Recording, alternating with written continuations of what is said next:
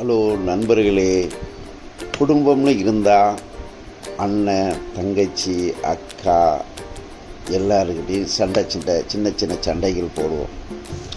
அந்த சண்டை போட்ட தங்கச்சி கோபத்தில் அழுதுகிட்டு தன்னுடைய நியாயத்தை நீ செய்தது தப்புன்னு சொல்லி உரிமையாக அழுதுருப்பா. அப்போ அதை மன்னிச்சிடணும். சரிம்மா, என் மேலே தான் தப்பு, நீ செய்தது ரைட்டு, விடு, சாரி அப்படின்னு சொல்லிட்டேன்னு வச்சுக்கோங்களா. அது எவ்வளோ பெரிய பெனிஃபிட் பாருங்கள்.